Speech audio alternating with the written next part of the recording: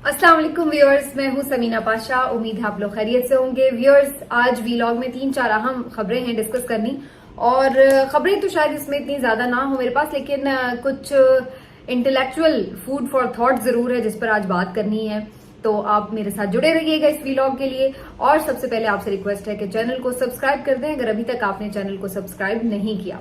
खबर जो है जी वो बड़ी इंपॉर्टेंट है, वो आई है इस्लामाबाद हाई कोर्ट से, क्योंकि यहाँ पर जस्टिस बाबर सत्तार ने जो कहा वो करके दिखाया है। और उन्होंने बताया कि अगर अदलिया अपने हुक्म मनवाने पर आ जाए और अगर अदलिया इंसाफ देने पर तुल जाए तो फिर उसको कोई रोक नहीं सकता है।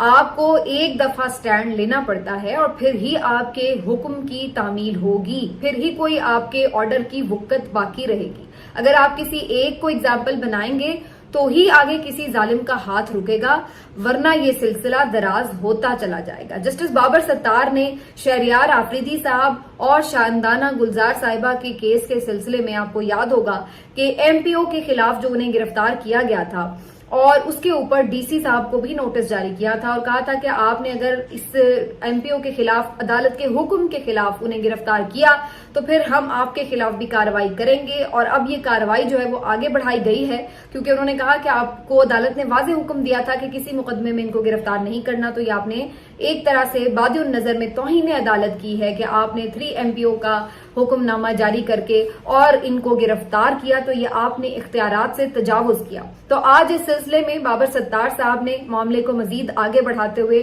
डीसी कमिश्नर इस्लामाबाद को यानी डीसी इस्लामाबाद को और उसके साथ साथ एसएसपी ऑपरेशन समेत मजीद 2 अफसरान यानी मजमूई तौर पर कुछ 4 अफराद के खिलाफ फर्द जुर्म की कार्रवाई का आगाज कर दिया है। फर्द जुर्म उन्हें पढ़ के खुद बाबर सत्तार साहब ने सुनाई और उन्होंने ये तक आज कहा कि इसकी समाअत के दौरान ये बड़ी इंटरेस्टिंग रिमार्क्स हैं और बड़े इंपॉर्टेंट भी हैं, आप इसको जरा गौर से सुनिएगा। बाबर सत्तार साहब ने कहा कि आपको ज्यादा से ज्यादा इस मामले में तौहीन अदालत अगर आप पर साबित हो जाती है तो ज्यादा से ज्यादा 6 माह की सजा होगी। तो ठीक है, कोई बात नहीं, आप भी जरा 6 महीने जेल जाकर देखें कि जिन लोगों को आप अपने हुक्म से जेल में बंद करते हैं वो कैसे जेल में वक्त गुजारते हैं, तो जरा आप भी जाकर देखें। ये बहुत इंपॉर्टेंट बात थी। ये लोग ऐसे लोग हो चुके हैं, इतने बेहिस और इस तरह अपने आप को कानून से ऊपर समझते हैं कि जैसे इन्होंने पंजाबी में एक वर्ड यूज होता है अत चुकी हुई है, वो वाला हिसाब है कि इन्हें पता है कि इनको हाथ रोकने वाला कोई नहीं है, तो ये जो चाहे करते फिर रहे हैं। लोगों के घर तोड़ते हैं, लोगों को अंदर बंद करते हैं, झूठे सीधे मुकदमे डालते हैं, रिश्वतें लेते फिर रहे हैं लोगों से इसी सारी आड़ में। और इस एक हुक्म से अब इनको कम से कम थोड़ा सा झटका जरूर लगेगा।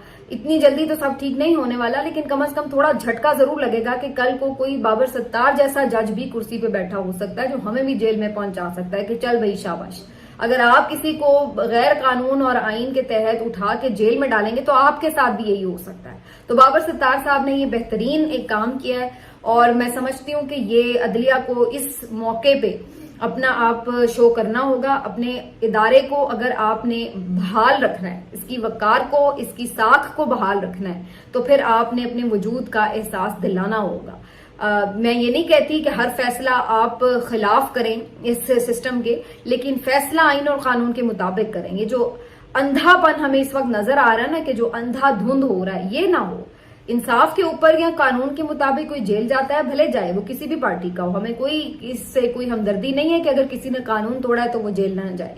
लेकिन बात यह है कि जब आपके सामने आपके अहकामात की खिलाफ वर्जी हो रही है तो वहां पर आपका काम है कि आप स्टैंड लें। तो ये जनाब एक बड़ी अहम खबर है आज की, और मैं समझती हूँ कि ये बड़ी काबिल तहसीन खबर है जज बाबर सत्तार साहब के लिए, और इसमें अब उन्होंने जो कार्रवाई की है वो जबरदस्त है। अब मैं जरा आगे बढ़ जाती हूँ और आपको बताऊं कि एक और जो अदालती मामला है उसमें क्या हुआ है। बुशरा बीबी साहिबा के लिए जो है वो गिरफ्तारी आज डिमांड कर ली गई है। नैब केस में आपको मालूम है, तोशा खाना केस में भी वो उनको कहीं नामजद हैं और फिर अलकादर ट्रस्ट में भी हैं। फिर अब ये भी इंक्वायरी की जा रही है कि उन्होंने बहुत सारे जेवरात जो लिए हैं, हीरे और सोने के जेवरात जो लिए हैं, उनके ऊपर कोई इन्वेस्टिगेशन करनी है।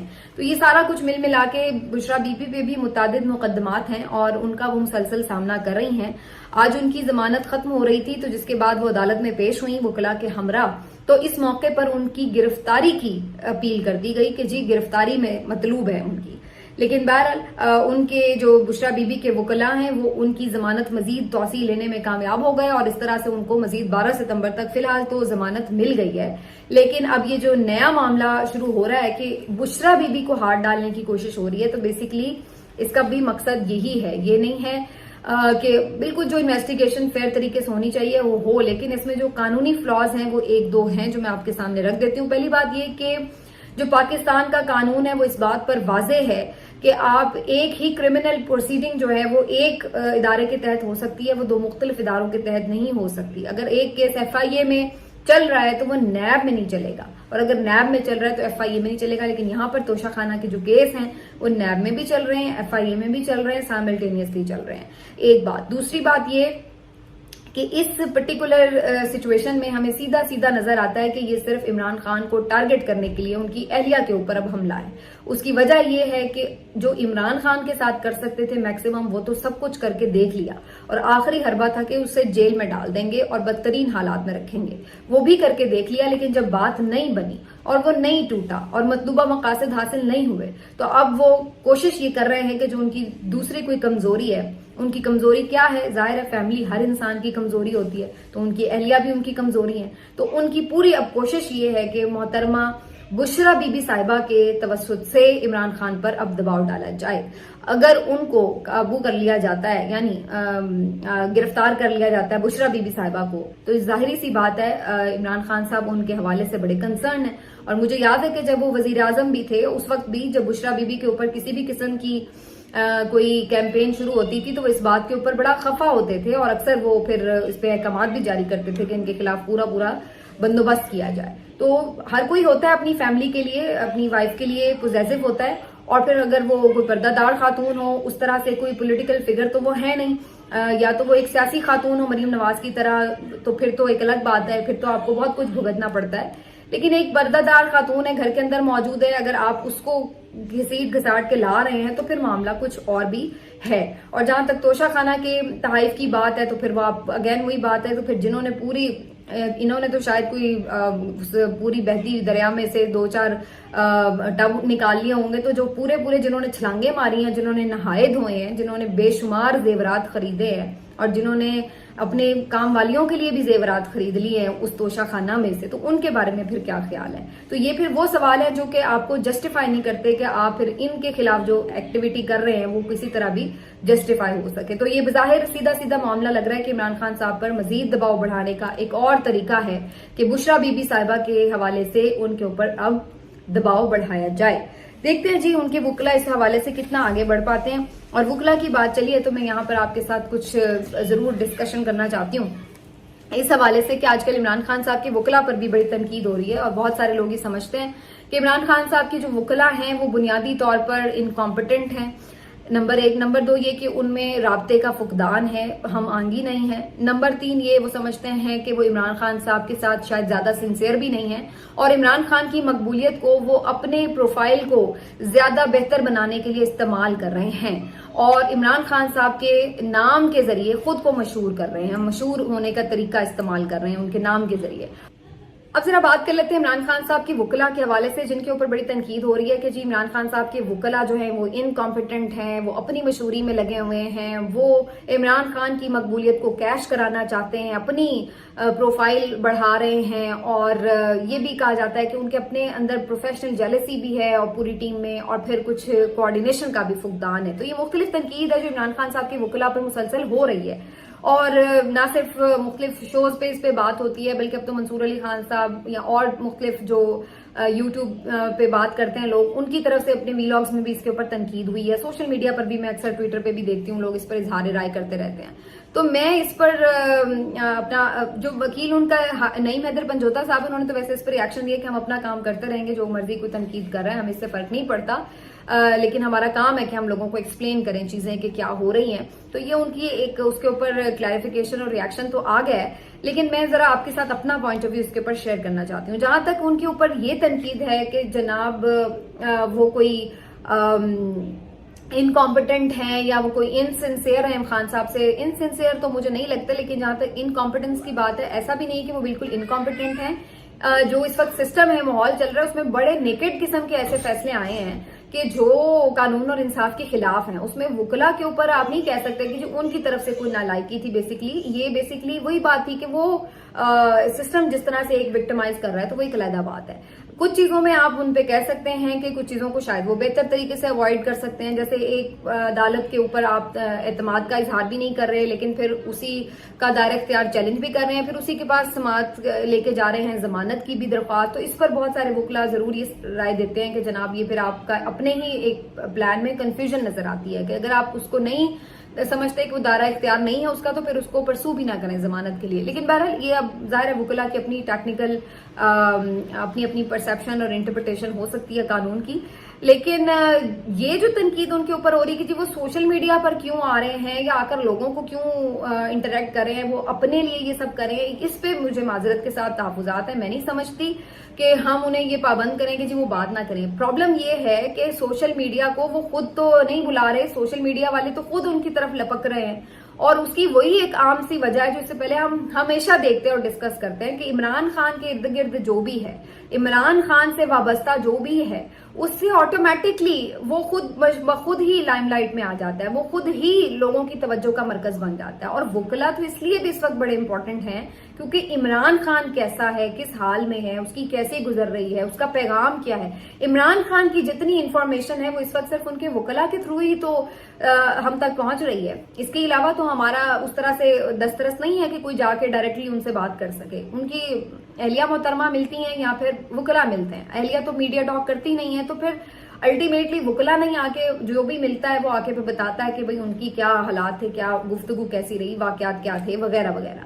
تو پھر یہ کہنا کہ جی وہ اپنی وہ کیا کر رہے ہیں, بھئی لوگ خود بخود ہی ان کی طرف لپکتے ہیں, جا کے پوچھیں کہ کیا ہو رہا ہے کس طرح. اور باقی نعیم حیدر پنجوتا صاحب جو ہے وہ تو خود عمران خان صاحب نے ان کو اپنا ترجمان قانونی معاملات میں مقرر کیا ہے, تو وہ اس لحاظ سے بڑا اچھا کرتے ہیں کہ جتنی بھی دن بھر کی پروسیڈنگز ہوتی ہیں مختلف عدالتوں میں اس کے حوالے سے وہ ایک بریف سا ویڈیو بنا کے ڈال دیتے ہیں, جس سے میرا خیال ہے سب کو ہی فائدہ ہوتا ہے جو ایک اوور آل ایک خلاصہ جاننا چاہتا ہے عدالتی کاروائیوں کا.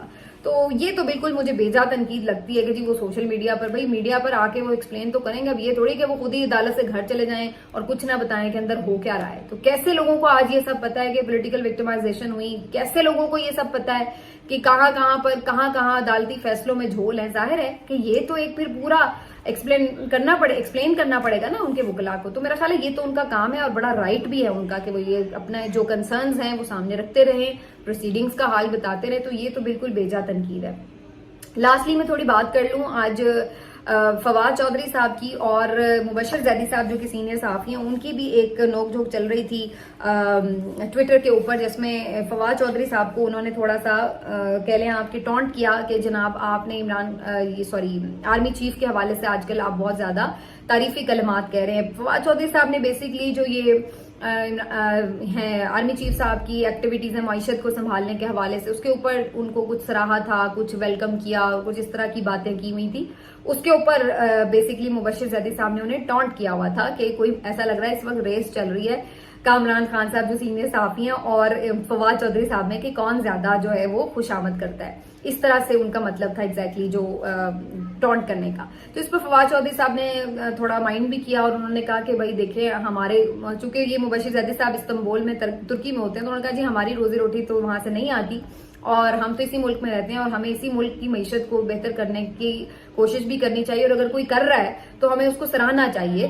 آپ باہر بیٹھے ہیں تو آپ جو ہیں وہ اس طرح کی باتیں کر لیتے ہیں, یہ وہ, تو اس طرح کی انہوں نے اس کے اوپر جواب دیا ہوا ہے. تو اس کے اوپر اور بھی بہت سارے لوگ پھر بیچ میں کود پڑے ڈسکشن کے اور ہر کوئی اپنی اپنی سوچ کے مطابق بات کر رہا ہے. لیکن میرا اس پہ نظریہ بڑا سیدھا اور سمپل سا ہے. بات یہ ہے کہ ہم آج تک اسی دھوکے میں تو بار بار مارے جاتے ہیں کہ ہم یہ کہہ لیتے ہیں کہ چلو جی کام ہونا چاہیے چاہے کوئی بھی کر لے. یہیں پہ تو ہم بنیادی جو اصول ہے اس سے انحراف کر لیتے ہیں.